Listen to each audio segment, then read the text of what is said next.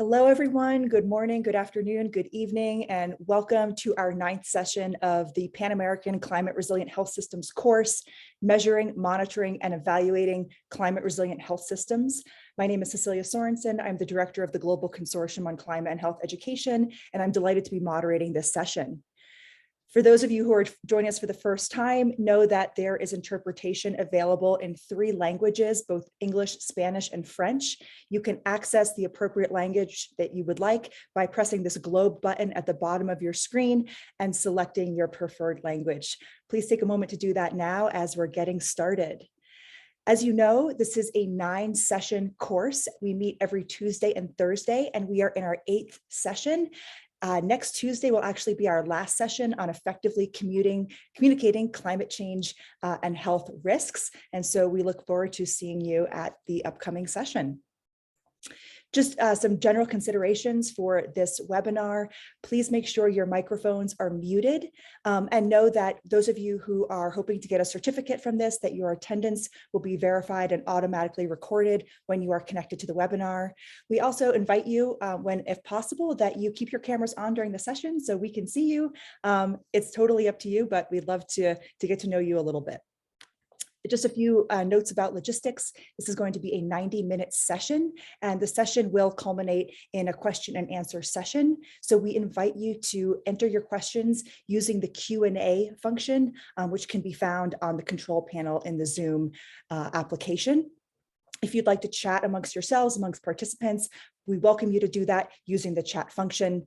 We will record all of our sessions and they will be posted on the website within 24 hours. And we will drop the link to the website in the chat right now for your information.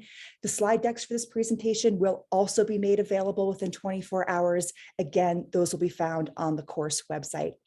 So I'm delighted today to introduce our speakers, Peter Berry, Stella Hartinger, and Anwar Mendez. Peter Berry is a senior policy analyst and science advisor to the director at Health Canada. Since arriving at Health Canada in 1999, Dr. Berry has conducted research in several areas related to climate change, including health risks to Canadians, adaptive capacity, climate resilient health systems, health vulnerability assessment, and communicating climate change risks to the public. He is also the co-author and lead author for the National Climate Change and Health Assessment Report, which was released in 2021, and he provides expert science support to Health Canada's Health Adapt initiative, which is aimed at building the capacity of health authorities in Canada to prepare for the rapidly increasing risks from climate change. Dr. Stella Hartinger is a Peruvian epidemiologist with a master's degree in environmental health from Cayeto Heredia University in Lima and a PhD degree in epidemiology from the Swiss Tropical and Public Health Institute at the University of Basel. She is the director of the Latin American Center of Excellence in Climate Change and Health and leads the Lancet Countdown in Climate and Health for South America. And last but not least, Anwar Mendez is a climate change and health specialist with a master's degree in public health from George Washington University, who has worked extensively with multiple countries throughout the Americas. He has experience in proposal preparation for the Green Climate Fund, multi-country project implementation projects, and has facilitated webinars and courses throughout the Americas. He also develops software in his free time. So with that, I will turn it over to Dr. Berry. Thank you all so much. Great. Thanks so much, Dr. Sorensen. I'm just going to share my screen. And can you see this okay?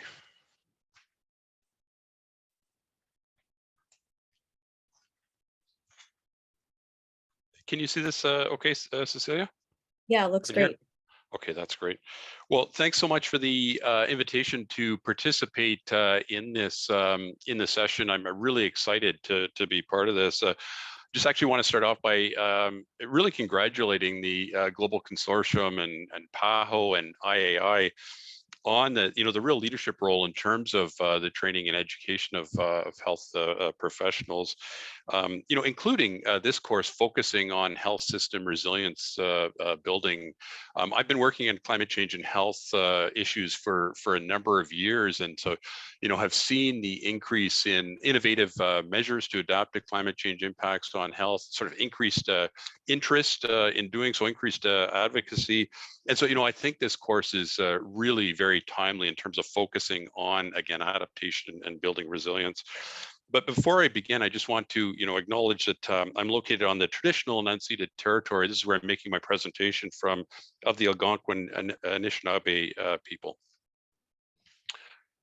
And so, many of us are regularly sort of affected by or reminded of climate change impacts. And sometimes this happens really close to home. And, this is a picture that I took close to where I live on my walk to work of a major ice storm that happened about 3 weeks ago that affected the provinces of Ontario and Quebec in central Canada. And it was a really big and disruptive ice storm. There were 1 million people that lost power, some for a number of days. A few people actually died from falling trees and from carbon monoxide poisoning when they, brought barbecues into their homes to keep warm. And this image of this empty wheelchair really reminded me of how vulnerable some people can be to the impacts, and how we need to build climate resilient health systems and social services. And so, through this course, we've heard some really excellent presentations by many experts on, undertaking climate change and health assessments, addressing health inequities, collaborating with partners to sort of undertake adaptation, looking at climate facilities, health facilities. And I think, this really leads to the question, after we undertake all these actions, are we building resilience? Are we building the resilience of health systems to future climate change impacts? And so, in this presentation, I'm going to speak to, why do we measure health system resilience to climate change? What are some of the existing approaches moving forward in terms of options for measuring health system resilience? What information and guide with measuring or attempting to measure and developing some of the tools to measure climate resilience of health systems? So, why do we measure climate resilience of health systems? Well, Dr. Sorensen, I think, provided this finding at the beginning of the course that, the IPCC's identified that we can really be successful in preparing for the health impacts of climate change.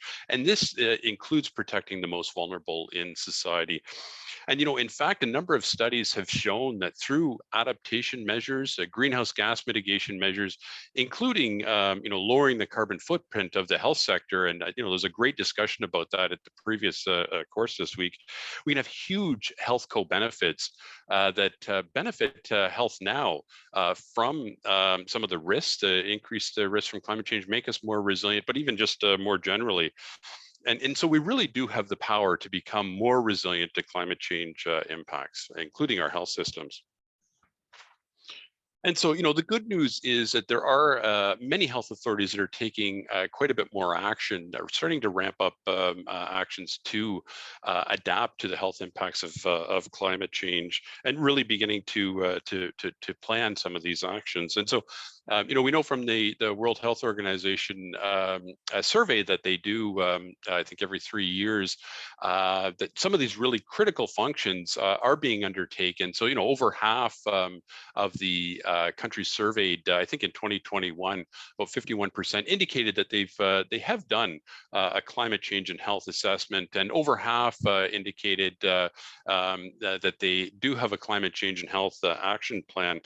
But, look, the question really remains for many of these health authorities, even with some of these actions, again, are they ready for more frequent and more severe climate change impacts, or perhaps for, combined or cascading impacts that can really stress health systems? And so, I think proactively monitoring, measuring, and evaluating efforts to build climate resilient individuals, communities, and health systems becomes critical as climate change impacts increase, adaptation becomes more challenging and the costs of ineffective measures rise. So, just really want to focus on some of the last considerations there. We do know that climate change impacts for the next few decades, at least, are going to continue to increase. And I actually do think that in some important respects, adaptation is going to become more challenging because of these increased impacts, further demands on health systems. And because of both of these things, the costs of being ineffective in terms of our adaptations or in terms of our efforts to build resiliency, these costs from a human and even economic perspective would rise or will rise if we don't do that. So we need to really ensure that our efforts to prepare for climate change are effective, and we need to be monitoring that moving forward. And so, this is just a quick point to illustrate the costs of perhaps not monitoring progress. And, one of the important effects of climate change, sort of the acute effects, but even longer term effects, is that, a really wide range of health programs that are climate sensitive can be made less effective by these impacts. So for example, travel medicine or infectious disease management, mental health programs, air and water quality programs, food safety programs, programs on sort of seniors health. These can be made less effective if we don't take sort of the appropriate adaptation measures. And in fact, I think that's, for some jurisdictions, they might already be seeing these effects on their programming from some of these climate stresses, but not even really know it because they're not monitoring this. So it's really important to be doing this. So what are some of the existing approaches and options for measuring health system resilience moving forward? And I really focus in my presentation on health system resilience, with a link to efforts to lower the carbon footprint of health systems, because I think that was covered in some of the previous presentations, and really due to a bit of limited time. So, I think a really important kind of development in the climate change and health field, just even over the last 4 or 5 years, is just a recognition of how important health system capacity and resilience is in preparing for climate change. Including things like health facilities. And this is a schematic from the World Health Organization, which I think is really helpful because it places this in, right sort of in the center, or at least as a really important component of understanding sort of the pathways through which climate change affects health. So, it's really important to think about vulnerability factors, exposure pathways, but again, possible impacts on health systems, on their capacity resilience, things like leadership and governance, the health workforce, how important that is in terms of preparing, but also perhaps being impacted by climate change, health information systems, essential medical products and technologies, service delivery, financing, and other really important components. And in fact, in Canada, we started to observe some impacts of climate variability and change on our health systems, in this case, health facilities. So, we know that health infrastructures, operations, health financing, public health programming, supply chains, and the health workforce can be affected by these impacts by climate hazards. And again, we've started documenting impacts. For example, in the province of Saskatchewan in central Canada, an operating theater was closed for 8 days due to high heat and humidity levels. We've had wildfires in Western Canada that have really affected health facilities, caused patients being evacuated, staff being evacuated. Hurricanes on the east coast in, for example, Nova Scotia have affected health facilities. And even in Canada's north, we see that melting permafrost can really affect some of the health clinics there in terms of the infrastructure of those clinics. So we're really starting to document some of these impacts. And so, what do we mean by resilience to climate change impacts from a health system perspective? I really like the WHO definition that some presenters have raised in previous sessions. But just digging down a little bit more in terms of some of the specifics around what we mean, I really like some of these aspects of definition in terms of properties of resilience that lessen human suffering during and after after an event, I think it's important to look at the ability of a health system and a community to withstand a disaster and minimize impacts, but also the ability of a health system and community to bounce back to its pre-disaster level of functioning. But also from a climate change perspective, and I think this is really important, we need to look at the ability of a health system and community to withstand even more severe hazards in the future, because we know we're going to experience more severe hazards in the future. And so we need to be thinking about how to measure that, or to be aware of that. But also the extent to which health and emergency management officials, they learn from past events to use this knowledge to increase preparedness, because we know with climate change we're going to have more surprises, unanticipated events, things like, as I mentioned, compounding events or cascading events, an extreme heat event with a drought, perhaps with wildfires. And so we really need to be able to learn from past experiences and build that into resilience building activities moving forward. And certainly we also know that health systems can't be truly resilient if they're not also environmentally sustainable, which includes lowering the carbon footprint. So think of a hospital in a major disaster that's affected in terms of its energy supplies, food and water supplies, and perhaps shortages due to maybe higher GHG emitting systems and processes that are perhaps less resilient to some of these impacts.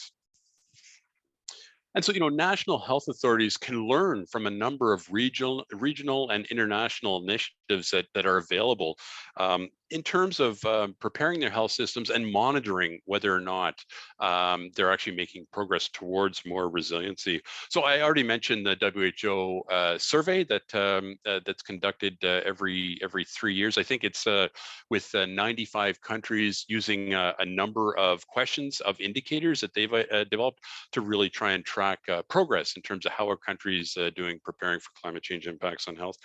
And I expect a number of you are aware of the Lancet Commission on Health and Climate Change. I believe it uses 41 indicators to track progress over years in terms of addressing climate change impacts on health. How are health systems preparing? How well are they doing? And really interesting, it includes a number of regional and country level briefings on the main Lancet report, which is really very helpful. And certainly another initiative is the Alliance for Transformative Action on Climate and Health. This is led by the WHO, known as sort of the ATTACH initiative. And there's a working group on building climate resilient health systems among, I think, a total of 4 working groups. And I understand that they're finalizing sort of work plans and how they're going to move forward. This is based on the COP26 health program commitments, and a number of countries, including Canada, have signed on to those commitments.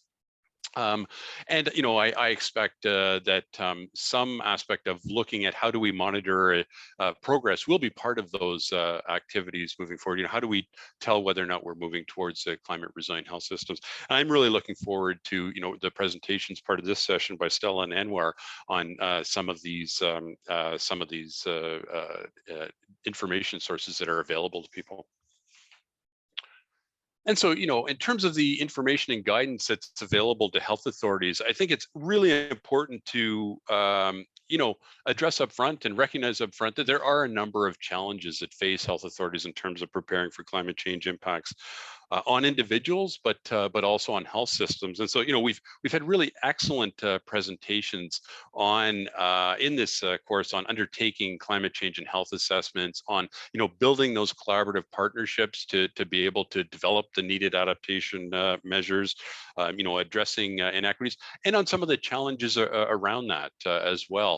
And certainly in terms of monitoring and measuring and evaluating the resilience of health systems, there are some obstacles that need to be addressed. So for example, the identification of frameworks and indicators from a national, regional, or local health authority perspective, the data availability and standardization of data that you can use to actually be able to measure some of this progress, and also integrated and sustained approaches to doing this sort of on a regular cycle moving forward, because it's really important to understand what the trends are moving forward. And certainly sometimes this can be challenging if you don't have the resources to do that. So there are some obstacles that need to be looked at here. But the WHO has developed some, I think, really excellent guidance in terms of measuring the climate released just last year. There's a separate report on doing this, and this is an overarching framework that's really meant as sort of a starting point for health authorities, so that they can tailor and suit the information in this report to their own needs, to their own resource levels, to their own timelines in terms of the work that they need to do. And so it really provides a comprehensive approach to measuring the climate resilience of health systems in these sort of three key areas of, looking at upstream determinants of exposure and vulnerability, things like water stress, demographic change, urbanization, inequalities, population health status. But then another, really key area to look at is the climate resilience of health systems and functions. So the actual health system itself, again, things like leadership and governance, service delivery, health information systems, emergency preparedness and management, early warning systems. How are they operating? Are they prepared? Are they ready for future climate change impacts?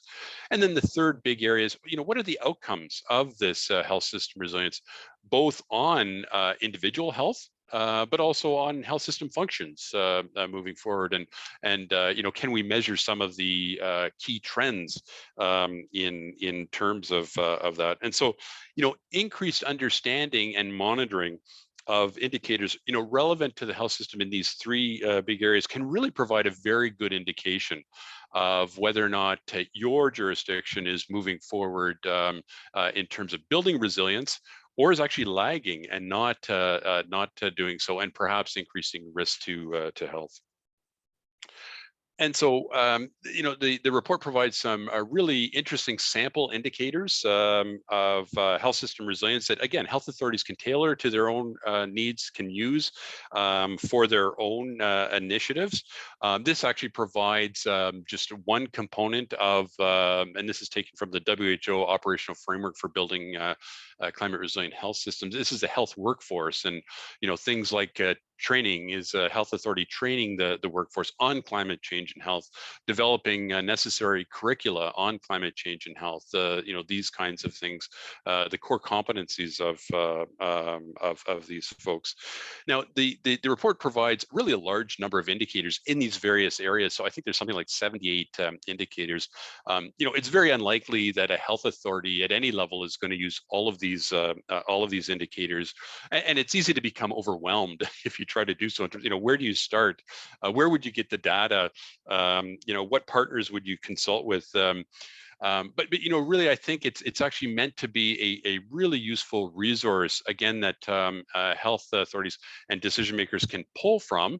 And I would suggest that they would want to do that with the results of a climate change and health assessment that they've done, which can really provide some very helpful clues about what are the best indicators to use, where you have data, and whatnot. And so, for example, discussions with key experts in a workshop setting, pulling from this guidance document, along with learnings from your climate change and health assessment, I think can really be helpful to identify the most appropriate indicators and measures moving forward. But the report also provides information on important criteria for indicator selection, which can be very useful, obviously, for doing this. So, things like making sure that they're specific, based on an association between climate change and health. They're actionable, related to climate and health conditions that are amenable to adaptive actions. They're measurable based on timely and unbiased data of acceptable quality. They're understandable and applicable and acceptable to stakeholders and potential users, and representative of the issues and areas of concern, and so on and so forth. Now, of course, some indicators are not going to meet all of these criteria, but I think it provides some, very helpful characteristics of strong indicators that can be used when you're engaging partners and when you're, undertaking this work, developing your monitoring and surveillance plan. And so, as I mentioned before, climate change and health assessments can be very, very helpful in developing a system to monitor, or some data, some indicators to monitor whether or not your health system is becoming more climate resilient. And in fact, it's actually it's one of the steps in undertaking a climate change and health assessment, is once you've identified your vulnerabilities and your adaptation options, and perhaps develop an adaptation plan. The last step in the process is actually to monitor whether or not you're being successful in protecting health. So these don't have to be two separate types of activities. They can be combined into one cycle, which is, makes the whole process quite a bit more efficient. And so, this is actually from guidance released in 2021 that provides sort of higher level information on how do you undertake some of these activities to monitor progress moving forward. And it's step 6 in this assessment process. So I think very helpful as well. And so, I think it's really important to remember too that you really need to engage a wide range of partners, and you can benefit from that engagement in terms of getting different data that you need when you undertake, this monitoring and evaluation activities. So, for example, health system planners and administrators, like health delivery planners, emergency managers, health facility operators, but also healthcare practitioners, physicians, nurses, home care workers, whatnot, public health officials, those involved in environmental health, health communication, emergency preparedness. Of course, there are researchers with data that can be very, very helpful to your efforts to measure, the resilience of health systems. Indigenous partners are really important to engage and benefit from their wisdom and insights.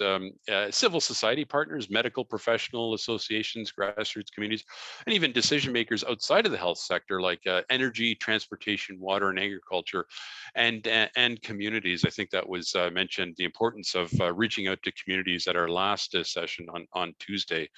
So there's a wide range of partners that can benefit these efforts moving forward.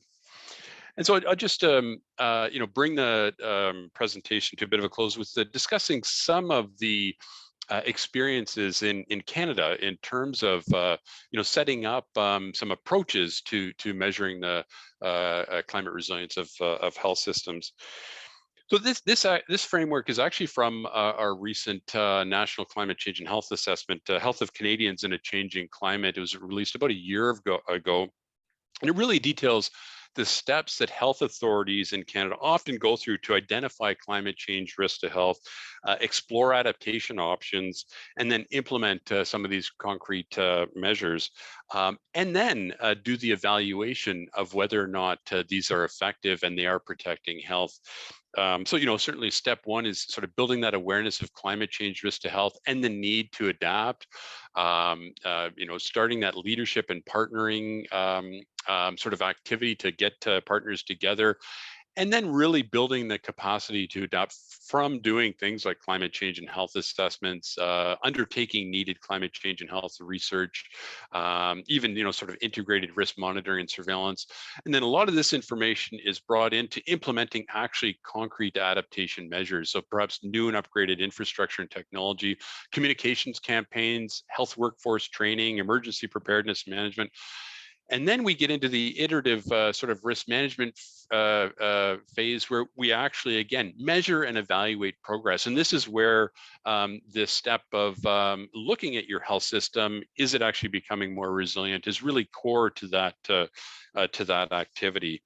And part and parcel of the whole cycle that's repeated every 5 or 6 years when it's needed.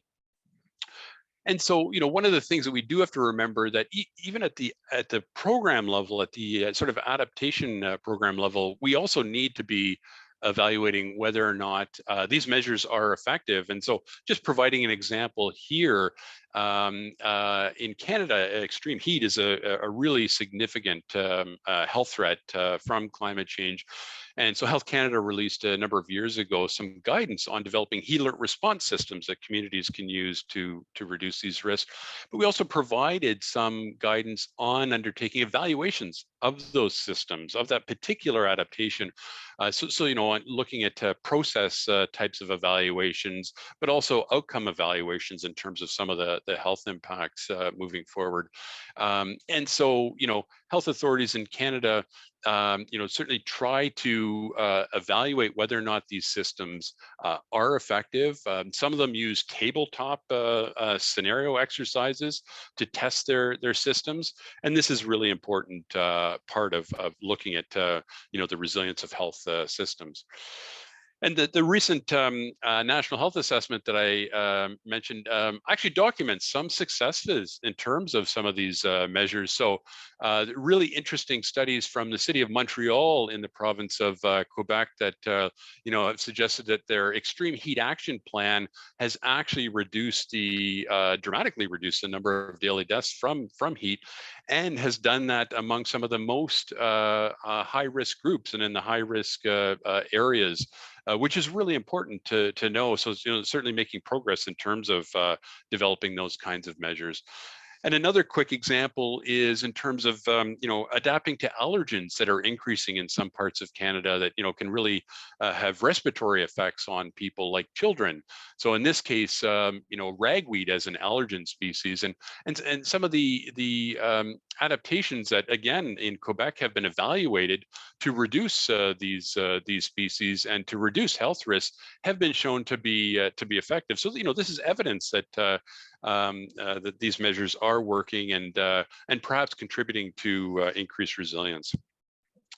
And the report that I mentioned also identified some candidate indicators based on that that sort of framework of adaptation and of you know, building resiliency in terms of those major areas, some indicators of whether or not progress is being made in terms of adaptation. So I've got some examples here on the awareness building side with respect to communication campaigns, but also you know, leadership and partnering. And so these indicators can be used by health authorities at local, regional, and the national level and tailored to their own needs based on their own assessment results to start that measurement of you know, whether health facilities are prepared, public health programs are prepared, whether or not you know, health risks are actually being reduced from climate change moving forward.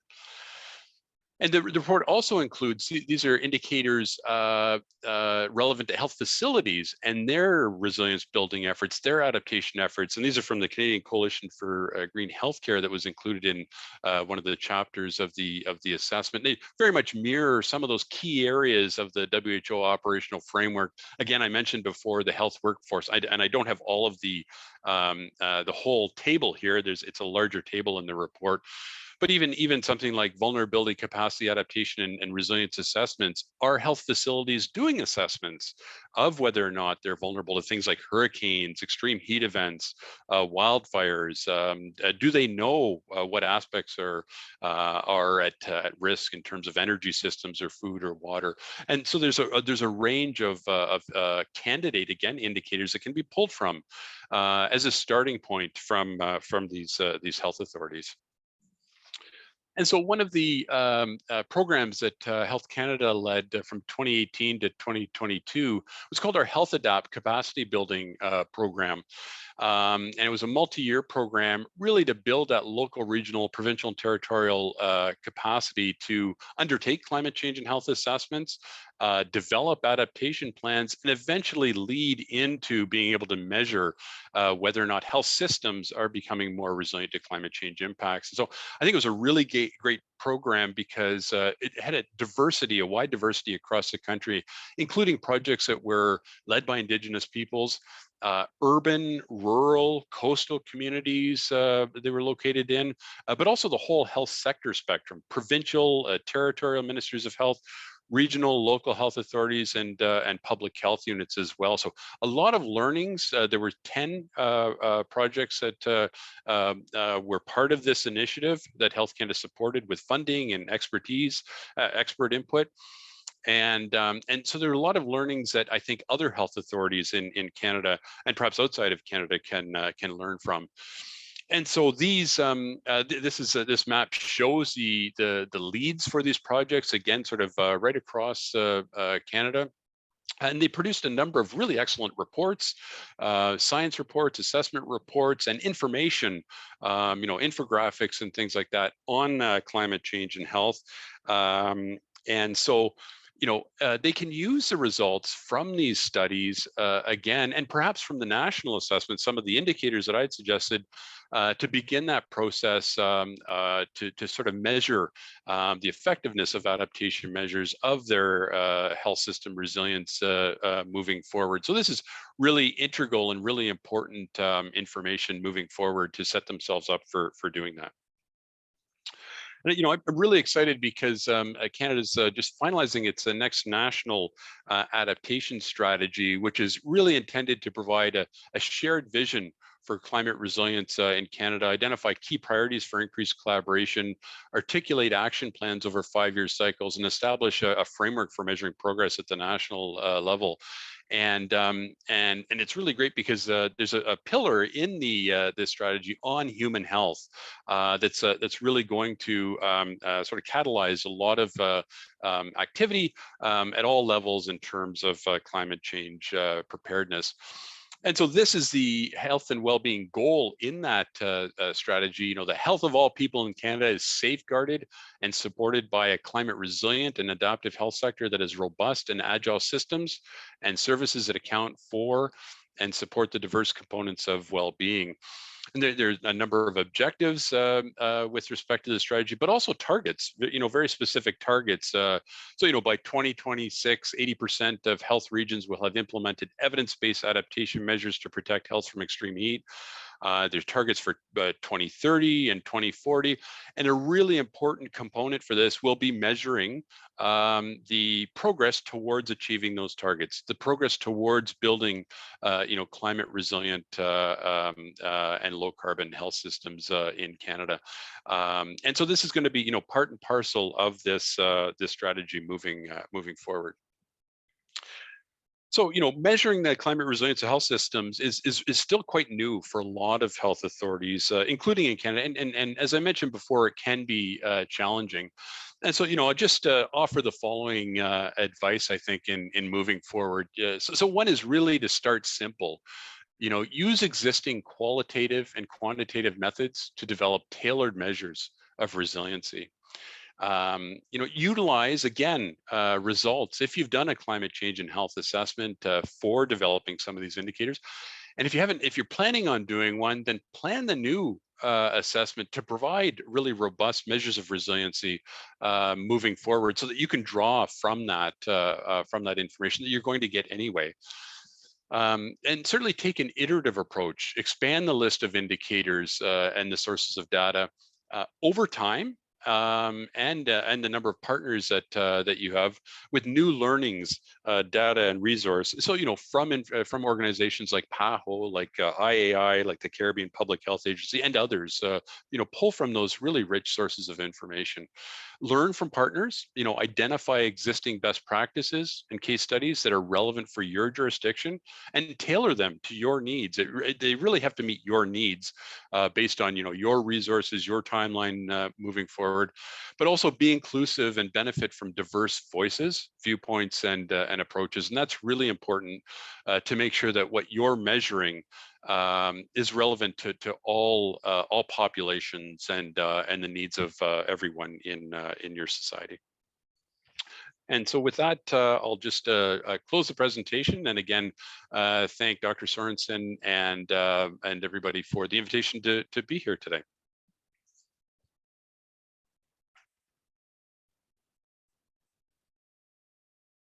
Great. Thank you so much, Peter, for really laying the foundation on this topic today.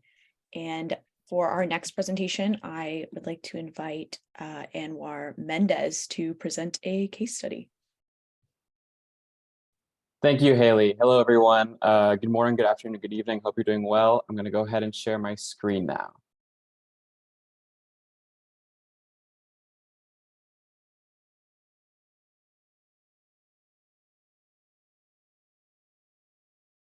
All right, so if everyone can see my screen. So hello, everyone. I'm Anwar Mendez, and I am a consultant for the Pan American Health Organization in the unit for climate change and environmental determinants of health. We just heard a very excellent presentation by our colleague, Dr. Peter Barry, and he really explained a lot about the why, the logic, the framework, who is involved in general when it comes to measuring, monitoring, and evaluating progress of climate resilient health systems. So I'll be giving a talk today, a little bit of a case study, and it'll be focused on our PAHO WHO Health and Climate Change Global Survey. So before jumping in, just to set the stage of our logic and our mindset when it comes to this kind of survey, first of all, this survey serves multiple objectives. It informs multiple plans and actions and initiatives. But to put things in very simple terms, our objective with the PAHO WHO Global Survey is to learn about the status of actions that countries are taking and the relevant enabling factors. So what actions are countries doing? How can we help them? What are the enabling factors that are helping in certain countries, and how can we replicate those? And what are the obstacles, and how can we help countries navigate those? And the way we go about kind of charting this out and getting an idea of this is through the PAHO WHO Health and Climate Change Global Survey. So this survey is answered by countries. This is national level information. And so it's answered by ministries of health in countries more specifically. So typically this looks like this is answered by a person who is the focal point for climate change and health within the Ministry of Health, if they have it. But it's important to keep in mind that sometimes these posts are very busy, right? So these are focal points that are doing very important work. They may also be responsible for WASH, for environmental health, for vectors. So these are very important posts with a lot going on. And so a big consideration when we're developing the survey is how can we be respectful of their time and energy, considering their very busy schedules. So the format of the survey, it's online. It can be completed over multiple sessions. It's 26 questions, and countries are given at least a month to respond. On the right is just kind of the screen that you'd get if you're starting the survey. When developing the survey, so we go through a few different processes to do this. First, we take a look at any regional plans and actions and indicators for those to see how we can kind of get some evaluation for those, whether it's baseline or continuing data. We also have a lot of lessons learned from previous surveys. We had a last survey in 2021. We did one before in 2017, 2018, and we're looking to do one this year. So it's every 2 to 3 years, and so we get plenty of lessons learned. So some questions might be worded in a confusing way, or sometimes the question is a high burden to answer, and so we remove that, or we just want to improve questions all around. In terms of the process, so we work with multiple partners to develop this. And so everyone submits their list of priority questions. So PAHO, we submitted our list of priorities. Those all get incorporated, and over multiple rounds of revision, we end up with a final version. So that's a little bit about the format, the development of the survey, but now I'll jump into the results. So in terms of participation, so in 2021, we had 28 out of 35 countries participate. That's a 78% participation rate, which is the highest out of any WHO region. The second highest was the African region with 49% participation. And so just to say that we are really grateful for our relationship with the ministries and for them to take their time and energy to fill the survey to help us get a glimpse of the high level view of what's going on in the Americas. So one thing to keep in mind throughout all this is we have our PAHO climate change and health agenda, and these are kind of our 7 core thematic areas of where we direct our actions. This is kind of our framework for seeing things. It is aligned with the operational framework of the WHO and others. So this is kind of where we target our efforts. And so I'll be going into each of these and giving some insights and indicators from the survey that correspond to these action areas. So first, we have governance and institutional structures. And so this basically refers to decision-making at the national level in countries for climate change. In a way, you could say that all countries kind of have a metaphorical table, if you will, where different stakeholders different actors and different sectors all join to engage in decision making at the national level. And so our big question here is, does the health sector have a seat at this table? And based on the surveys from 2021, we see that overall, yes, most countries have climate change interministerial committees that include representation from the health sector. This is a huge progress that we love to see. We did some more informal analysis several years ago, like around 2015, and came to the conclusion that it was around 12 to 15 countries that had this kind of representation. So several years down the line, seeing this kind of progress, we're very happy to see that. Now, in terms of climate change planning, this really refers to the next step. So now that you have a seat at the table, what are you doing? Are you engaging in national climate change planning? Is the health sector engaging in its own planning? And one way to look at this is through the nationally determined contributions. So these are core documents published by countries to display their commitments to the Paris Agreement. And what we see is that most countries in their nationally determined contributions, they are indicating that the health sector is a priority, it's vulnerable, and that it's important and relevant for climate change. So this is a huge progress, and this shows that at the national level, the interest is there, countries are aware of this. Now, when it comes to taking things a step further, there are two really important aspects to look at. One is the development of health vulnerability. In previous lectures, these are the really important diagnostic assessments that countries undertake to identify their vulnerabilities and their priorities. The other key aspect is the development of health national adaptation plans, and these are the very detailed action plans that indicate what exactly will a country do to address those vulnerabilities that they identified. What is the timeline? What's the budget? What are the activities? And how is that going to look? So we see in the Americas, not that many countries have these fully developed at the moment, and those that do many of them are seeking to update these. We also see that many countries have these under development at the moment. So this data is from 2021.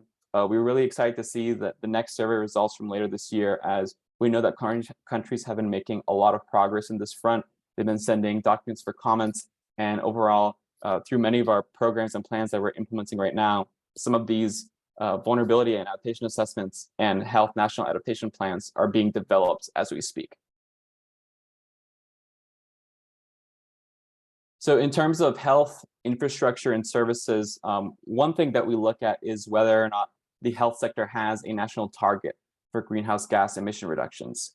And we see that few countries have these. It's a similar story when it comes to whether countries are assessing health facilities for environmental sustainability.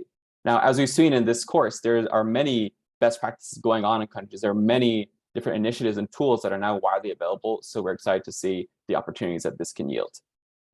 Another thing to look at is if countries are improving the climate resilience of their health infrastructure, their health facilities.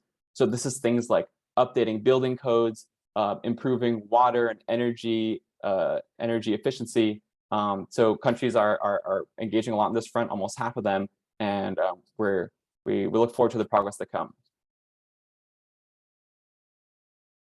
Now, when looking at health and climate surveillance systems, one really important thing we look at is whether or not countries have access to any national or regional observatories or bulletins on climate change and health.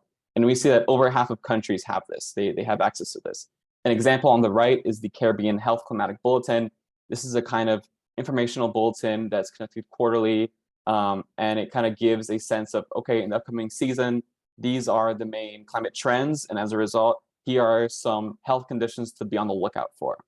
On the other end, at a more closer level, we have climate-informed early warning systems. So these are early warning systems that relate to a health condition, but that also incorporate climate information. And we see that as of 2021, only 8 countries have this for at least one health condition. And on the right, there's an example of a heat wave early warning system that is used in Argentina. So now when it comes to health co-benefits of climate action, these really refer to actions that you take to mitigate or adapt to climate change, but that also have significant co-benefits. And there are some examples on the right. And we see that at least 15 countries have conducted some sort of assessment to evaluate these co-benefits. If you remember from a few lectures before, there was a case study by Dr. Diego Moreno Heredia from the Ministry of Health of Colombia. He gave a very great example of measuring health co-benefits from implementing their NDC commitments in Colombia. So if you want to get a better idea of this and a great case study of this in action, I recommend you go back to that lecture and take a look. In terms of research and capacity building, this really refers to building the capacity of the health workforce and the general public to address climate change and health. And that includes things such as this course that we're in right now. Another thing to look at is public health campaigns for the general public. And we saw that in 2021, only 9 countries had implemented this kind of national level health campaign. There's also a huge opportunity when it comes to incorporating impacts of climate and health within the national curriculum for health personnel, right? So making sure that health personnel as part of their training are receiving some kind of information about the impacts of climate change and health in their country.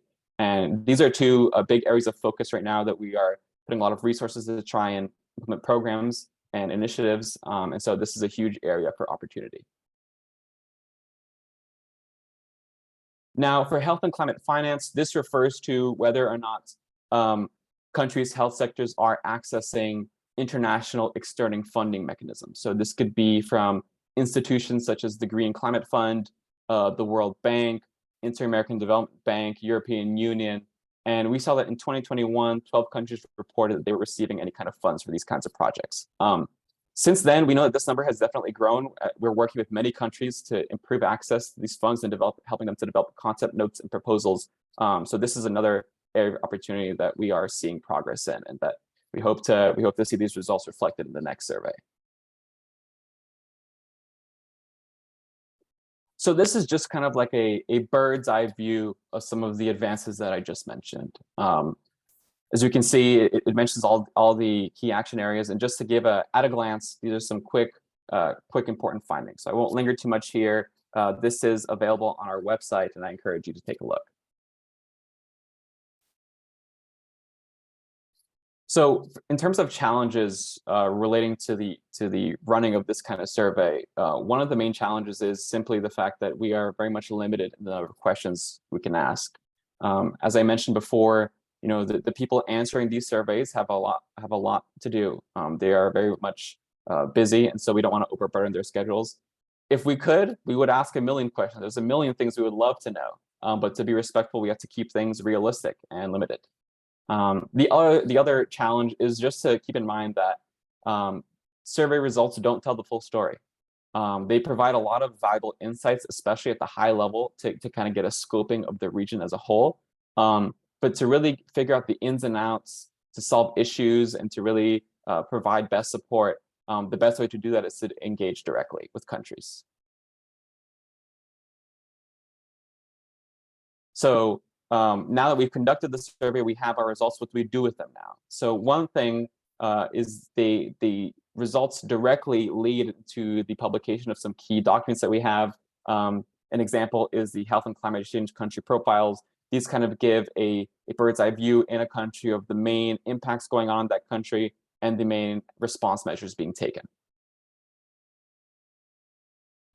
Another very important thing we use the survey for is to help evaluate ourselves for regional action plans and initiatives that we have going on. I have 2 examples here. And so these surveys really help us find out, are we on track? Are we achieving the milestones that we set out to achieve in the given time frame?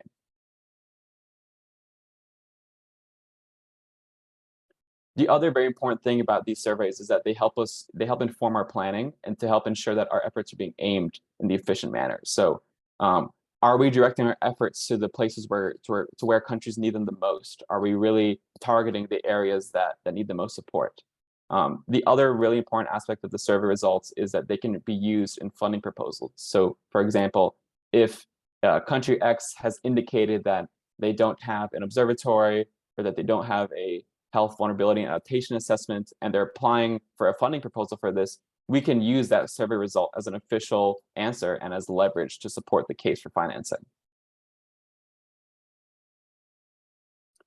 And then the other, potentially the most important aspect of the surveys is that they really help us engage productively with countries. So with these results in hand, we kind of get a glimpse of what's going on a little bit, but we need more information. And so this yields really good consultations, discussions with countries where we really get to know, really get to nail down the root of the problems, what's really going on. And as a result, that really informs our planning, our efforts, and to see what we can do to best support their priorities. So that's really it about the survey. There's a lot I could get more into, but there's not really much time for that today. Thank you very much for your attention. And it's been a pleasure speaking with you all this morning. Thanks very much. Excellent. Thank you so much, Anwar. And to close us out for today, I want to pass the mic over to Stella for our final case study. Hi, Haley, can you hear me? Because I'm having a little bit of internet connections problems. Yes, yeah, I can hear you great. Okay, perfect. Give me one sec.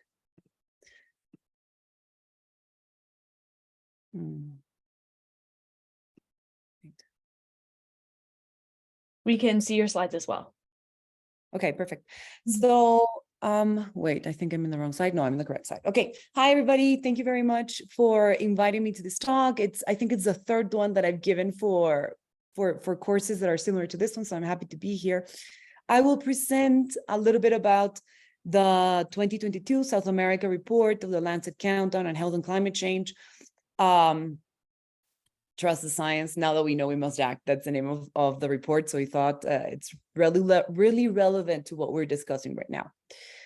So I will start. So we know that climate change is a threat to the health of the populations of South America and the world. This is something that we've known for the past few years, and we know that there's been increasing evidence on the interaction between health and climate change. What we were also seeing is that the vast majority of the studies were coming from high-income countries, making it difficult to apply and generalize it to other regions of the world. For South America specifically, we have a lot of information gaps. We have missing data that really limit our ability to act and make informed decisions about adaptation and mitigation plans for the country and as a region that I think we're still lagging behind. So this urgent need to collaborate, analyze, and produce research that addresses the main health issues of climate change and taking into account the wide range of climate and populations that we have in the region is why the Lancet Countdown South America was created. So the Lancet Countdown, the Global Lancet Countdown actually now has several Lancet Countdown regional centers. South America is one of them. We have one in Asia. We have one, we're trying to put one in Africa, one for small island states. So our collaboration is actually growing so we can tackle these problems that are specific for each of the regions. Really, the global report couldn't go into that amount of depth, and that is why these regions were created. So our sole purpose is to monitor the impact of climate change on people's health and well-being, and to see and assess if the national and local responses are being given or are being provided. So the Lancet Countdown South America is an independent multidisciplinary collaboration that brings together 21 academic institutions and UN agencies. We work very closely with PAHO. Actually, we use a lot of the data from PAHO and from WHO, and we are 28 researchers from different disciplines that are coming from the 8 countries of the regions. Most of our researchers are from South America, and they're coming from Peru, Chile, Argentina, Brazil, Colombia, Costa Rica, Uruguay, and the US. And I think this is quite important for what was being said beforehand, is that we need to have a little bit of the country perspective. And I think that having people that are from each of these countries can actually give us context of what's happening in each of them. So our work reflects the global methodologies in the 5 key domains. So we work within the 5 key domains of the Lancet Countdown Global. We measure impacts, exposure, vulnerabilities to climate change. We work within the adaptation and resilient plans for health. We work with health mitigation and health co-benefits, economic and finance, public and political commitments and engagements. The Global Lancet report has 40+ indicators. We only have 25 indicators for this first report. However, this will grow as the Lancet Countdown South America grows. We will identify key indicators that are relevant for us, and we will start to develop them to be included in each of the iterations of the report. Another thing that we're going to do for next year's report is that we're including Central America within our region, and we will expand our policy briefs for the countries that we haven't done before. I will explain that maybe a little bit later. But I would just want to touch on what are the key messages from the Lancet 2020 report for South America. The first key message is that climate change is harming the health of South America's population, and it's time to take prompt action. We know that the adverse health effects on climate change are accelerating and are disproportionately affecting the most vulnerable population in the region. We have seen this for the past 10 years. And we will continue to see this trend of affecting health for the coming years if we really don't take action. Our second key message is that South American countries must increase their preparedness to protect populations from the health impacts of the climate change crisis. And the only way to do this is by understanding, assessing, and tracking the health impacts of climate change and health benefits of climate actions, which is actually crucial to be able to develop adaptation plans and policies that can protect the health of South American populations and they actually meet what we need. The third key message that we have in the report is that South America must continue to accelerate efforts toward the race to zero carbon transitions. We must continue to accelerate these efforts to mitigate greenhouse gas emissions by, and this is quite specific for the region, is to reduce land use change linked to deforestation. We need to decarbonize its energy and transportation system and increase its use in production of renewable energies, which is quite low in the region. By doing this, we'll meet our Paris Agreement's commitment, but we will also deliver major health gains from the improvement of air quality, reduce energy poverty, reduce inequalities to access for transportation, and improve active lifestyles. Our fourth message, and maybe the most important message, is that South America countries requires several financial commitments to respond to the challenges imposed by climate change.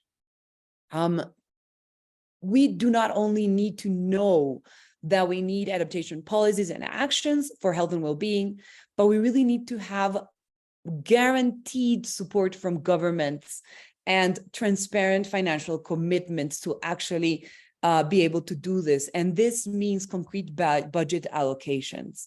I work very closely with the Minister of Health from Peru, and we don't see this. They can only action or work up to some level because there's really no financial commitment from the government. If you've read the Lancet Countdown reports, you've seen this slide before, and really this is just to stress the interconnection on which climate change affects health. We see the major drivers, that is the increase in temperatures, increase in sea level rise, which leads to flooding, which leads to droughts.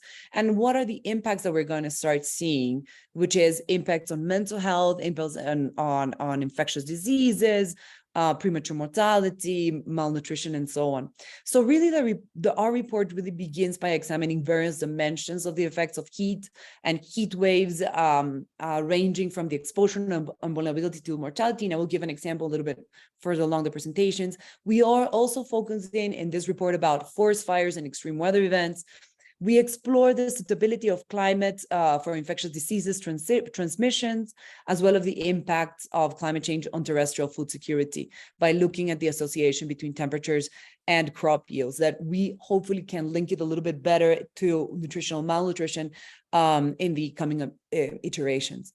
But I think that the question, I think Peter was actually in this question at the beginning of his presentation, is like, is the implementation of adaptation and mitigation measures to avert and minimize the health impacts of climate change being carried out in an effective and timely manner for South America?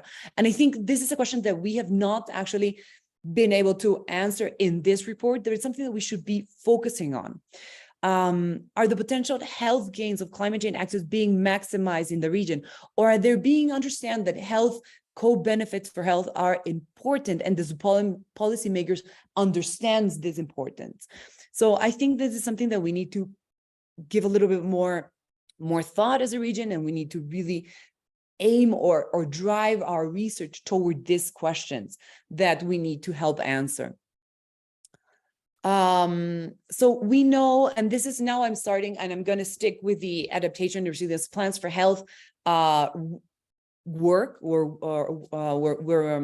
working group 2, as we call it, where we evaluate, and using the WHO and PAHO information, evaluates and planning of sanitary adaptation, enabling conditions, delivery of adaptation, implementation, and finally we look into vulnerability. And the indicator that we're looking into vulnerability right now, it's mosquito-borne diseases.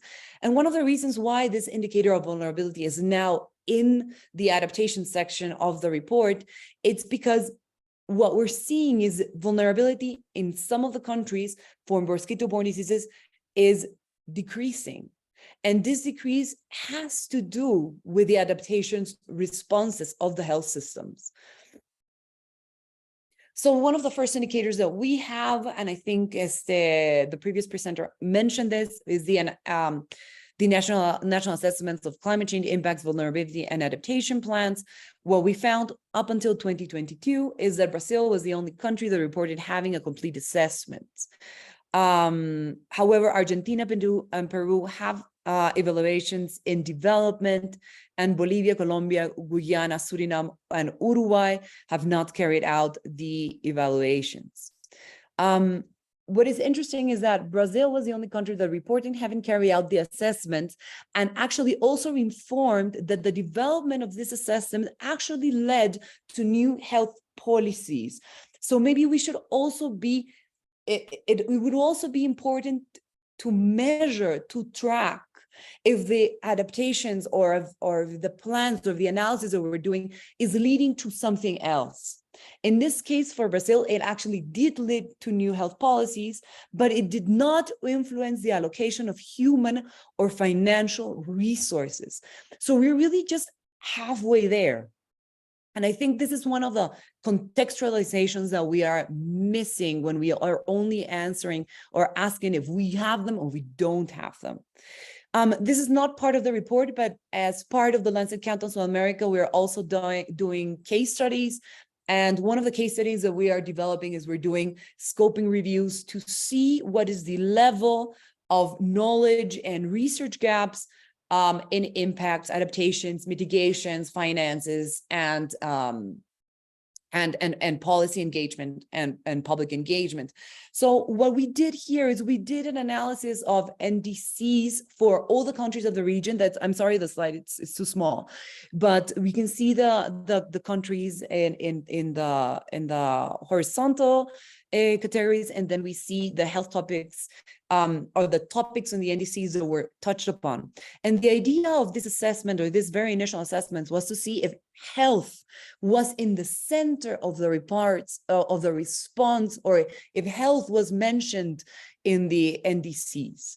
So what we actually see is that when they're talking about health, food security, there's even maybe some adaptation proposals and maybe some leadership, but most of them lack the finances and identifying indicators of success, of how do we measure that we're actually, that our adaptation plans are actually working.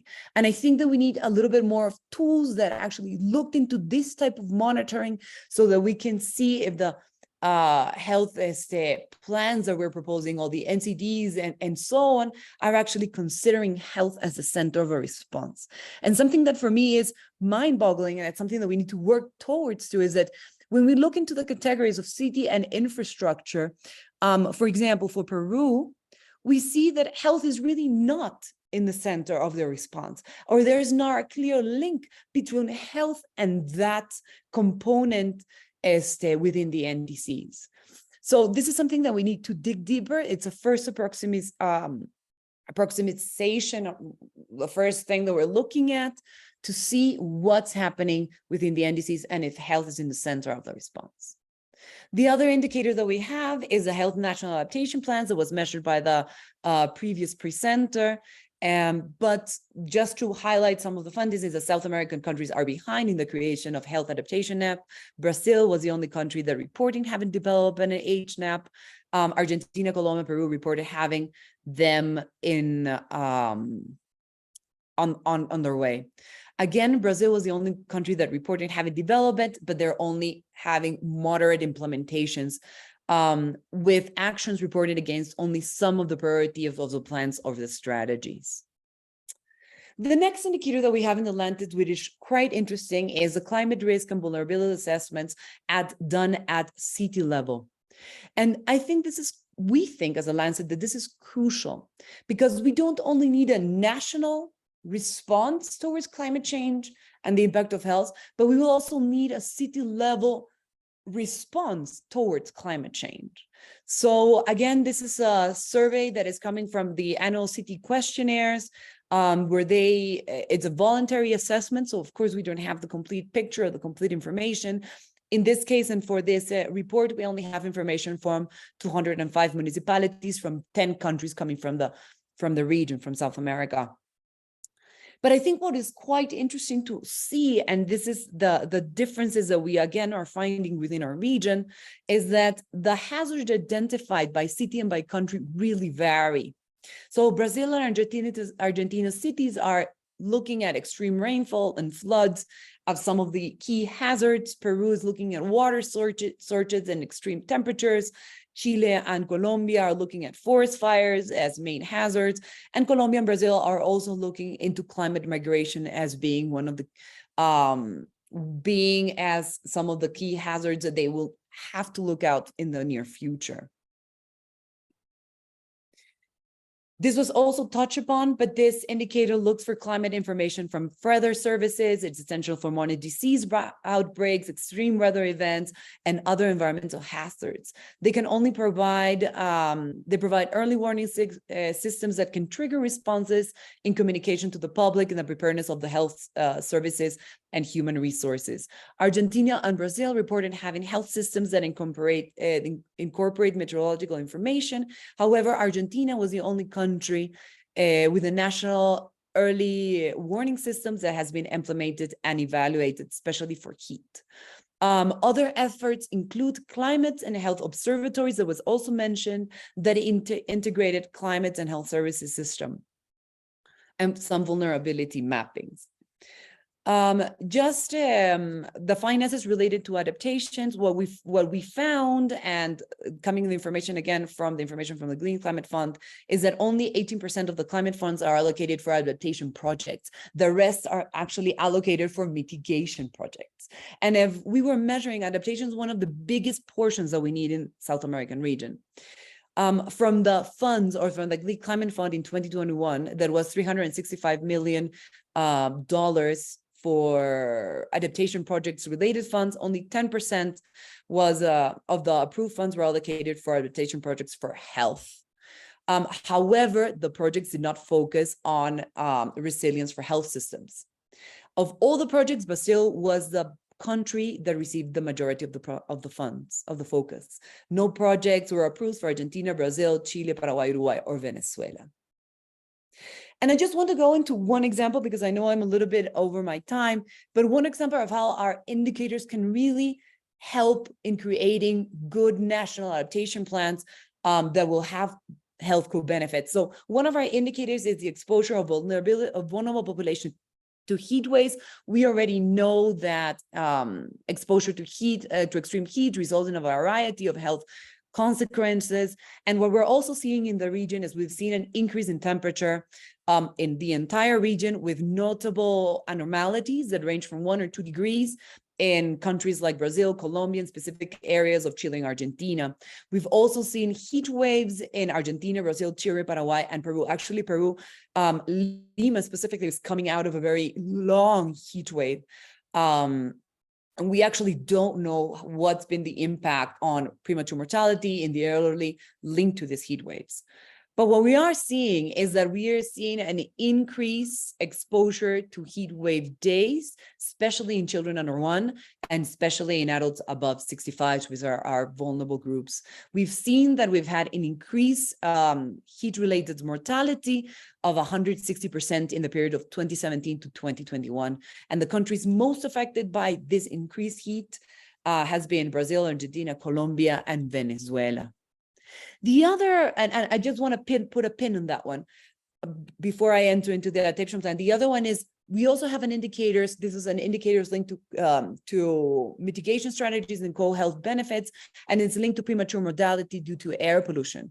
So South American region is the most urbanized region in the world. 80% of the population are still living in urban areas. And unfortunately, what we're seeing is that we have very poor air quality in all of their urban centers, that it has led to an exposure of PM 2.5 that is causing a premature death of 37,000 people in the region.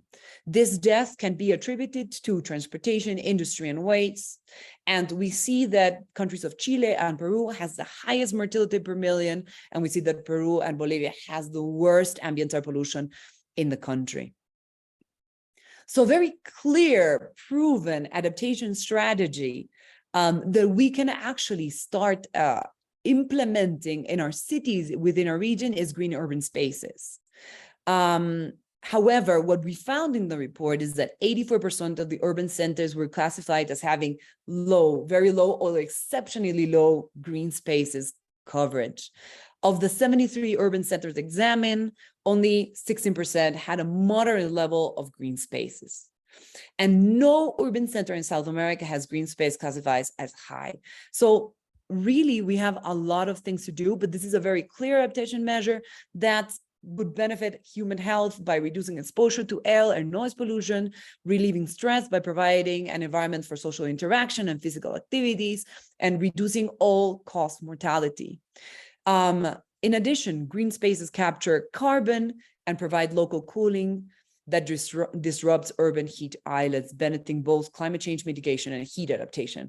So this is just one example of the way we can actually use our indicators as evidence for our policymakers. I will stop here, and thank you very much for listening, but maybe if I can just leave the space is like, we really need to increase multi-sectorial capacity of preparedness and response to climate-related health emergencies, strengthening climate governance and effective implementation of mitigation and adaptation measures, which are urgently needed in our region. So I'll really stop here and thank you very much.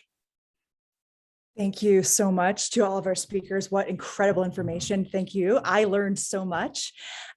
We have about 15 minutes now for question and answer. So if you have questions for our speakers, please do put them in the Q&A box, which you can find at the control panel of the Zoom platform. I'm going to start off with a question, which is kind of for all of us, which is, how can we better articulate to policymakers the co-benefits of adaptation and mitigation? This really sort of leads us to sort of thinking about how do we close the gap between the monitoring that we're doing and the evaluation, and then the policy translation of that.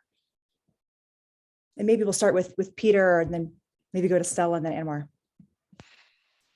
Sure, and I mean, I think obviously taking the results of science assessments and the kinds of things that have been presented here in terms of all of this data, and effectively communicating it. And I know the next and last session is about communicating climate change and health, so that'll be really interesting. But I really think that's key. And an example of that is our national health assessment that I mentioned that was released a year ago.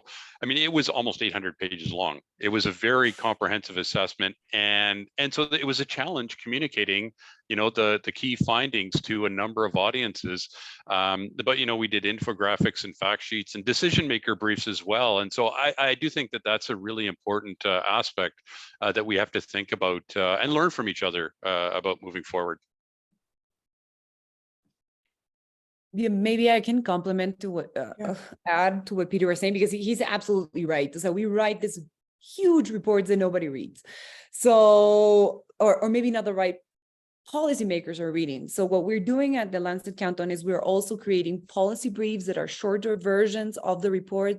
We are selecting indicators that are relevant for each of the countries. And we're asking our partners in each of the countries to actually try to bring this information to their policymakers. I will talk about the experience of Peru. So one of the things that we actually do within the Lancet Countdown is we try to do this these presentations and invite people from the government. We try to invite the Minister of Health, the Minister of Environment, trying to give them this information so that they can actually use it. We provide also our methodologies. If they need, they can actually ask us and we can adapt our methodologies for the country. This is something that we're now starting to do in Peru. One of the other things that we could do it, and it was really, really helpful, is that we presented in the Commission for Environment in the Ministry for the Congress of Peru. And now we do this every year. Now the table for climate change has been established, and the table of climate change and health has now has also been launched in the last 2 or 3 weeks, I think. So it's baby steps. We need to push this a little bit forward, bring the information. We are not challenging the progress. We're just providing ways to help monitoring it, and if possible, try to translate the evidence into something that it's easy to use. No, but another thing that I think it's critical is the civil society. We work with excellent partners in the region, and they are very good at communicating complicated information or complicated findings into something that is easy for people to understand. And I think that is key to actually getting the message across. Yeah, great. And Anwar, anything to add? Yeah, absolutely. First of all, I agree wholeheartedly with everything that has just been said, especially that last point that Stella brought about simplifying, right? I mean, we have these assessments, we have the data, it's there, but to get it understood in the way that the people who developed the report understand it, to understand the urgency, that's a key aspect that I think is missing, and that is a good opportunity to work on. Another thing to just think about, which has also been brought up a little bit, is you can have the assessment, and then you can translate that into a manner that is easily digestible and that is memorable, maybe with a story to make it really, really sink in the mind. But the next part is also, I mean, you need to have access to the policymakers. You need to be with them. You need to be able to speak to them one-on-one or be in the table with everyone else is. So another thing is, yes, communication, conducting research, but then the policy structures, being embedded in there at the same level as all the other sectors where your voice can be heard the same. It's different than handing them a piece of paper and hoping that they will read it and hoping that they will talk about it, So that's another thing that we really need to emphasize, and that is at all levels, really, if you want to push any kind of policy interventions, that you need those structures there. And it's not enough for health to just be at the table. Health needs to be a leader. Health needs to be talking, needs to be pushing for these policies. I talked in my presentation about how we have a high percentage of countries reporting that health is represented in these committees. But that doesn't necessarily mean that health is being a strong participant, that's being a strong leader, right? So it's not only about getting it to the table, but once you're at the table, I mean, you have to fight, basically. Yeah. And that's why we're all here today, to arm ourselves with the knowledge we need to go to the table and to be strong leaders in this space. So thank you so much, Anwar. And I would just add to that, some of the work that PAHO, IAI, and GCCHE are doing is really to focusing on transdisciplinary research, right? Is thinking at the outset of research, how do you engage policymakers and decision makers in the methodology and design of research so that the findings are meaningful and they are immediately applicable to policy questions that are facing decision makers. So all really wonderful ideas. Thank you so much. We have a question here from Patricia Frost. She says, wondering what response and level of engagement these initiatives are gaining within C-suite leadership and large health system organizations. So thinking about the indicators and the HNAPs, like how are we incorporating sort of the healthcare system and the large sort of health leaders? Anyone? So that's a very complicated question. Also, it's not an easy question to answer. So again, I can just pull from maybe their experiences that I'm having in Peru. We work very closely, for example, with Orascono, that is something with a partner from PAHO. And they have also been very good at engaging the ministers of health. So this is one of the, I think this is the only way to actually doing this, really sitting on the table with Ministry of Health representatives, with congressmen, with Congress people, so that actually our agenda, the climate change and health agenda, is put on the table. So again, the way that what we are seeing in Peru is that we are now working within this dialogue table. We have been given the chance to actually propose some potential legislations that could help carry the climate change and health agenda forward. And we're doing it together with the Ministry of Health, but we've also asked that the Ministry of Housing, the Ministry of Education be also, or come and be part of this table, because climate change and health cannot respond alone. Also, we need the help from the other sectors, the ministerial sectors. They also need to be engaged, and they also need to understand that health needs to be in the center of their response. So again, it's baby steps, but I think we're moving towards this. Again, I can only give the examples from Peru, but I'm not sure if maybe Anwar, you have some examples from other countries in the region. Yeah. Yeah, so I want to double down on this example about Orasconu, actually. So in English, Orasconu is the Andean Health Organization. And so they are very much close with the ministries of health of the Andean countries, and we are close with Orasconu. And so what a lot of work that we've done with them has been to translate some of these findings from the survey, best practice from the other countries, and Orasconu in conjunction, which Orasconu meets regularly with these ministries, sometimes on a weekly basis.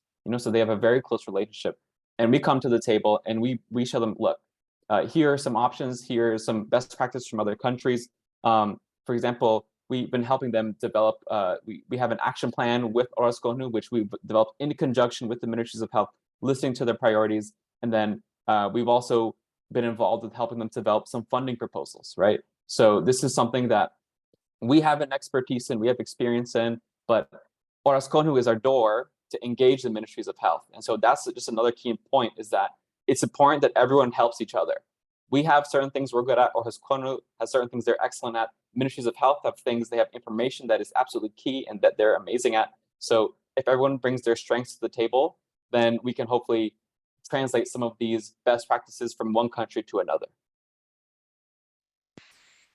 Maybe I can just add quickly too. I mean, it's interesting because I've been working on climate change and health issues for about 20 years. And so it's interesting to see the sort of evolution of engagement from different kinds of partners.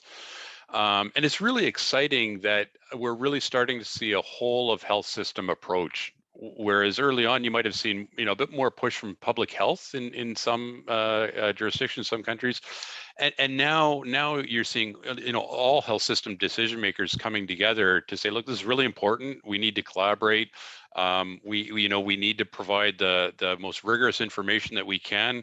Really like Stella's point about outside the health sector, and I think we've got to, think how do we collaborate with those partners outside the health sector, bring these results to them, and have those discussions. But I do think things are moving so quickly in the last few years that there's a bit of a coordination challenge too here, right? That there's so many partners just within the health sector. I think it's useful to step back a bit and be able to collaborate most effectively and efficiently, so you can really build those synergies. So on the one hand, it's exciting. There's a lot of momentum building. There's a lot of opportunities. On the other hand, it's thinking about how do you do this the best way. And I think the case studies were great that were provided here. Yeah, thank you all so much. All really great answers. And we have time for one last question. And this is a question for all of us, is thinking about what is limiting us in measuring the success or failure of adaptation interventions. And Stella, you brought up the point that, we know urban green spaces have huge, health co-benefits, right? And we can maybe measure them, maybe similar to air pollution, but what is limiting us? Because I think that's an important communication piece for policymakers to say, look, if we implement this adaptation intervention, we will gain this, but how do we know that adaptations that we're doing are successful, and what is limiting our ability as scientists to be able to know that? So I can start with the answer.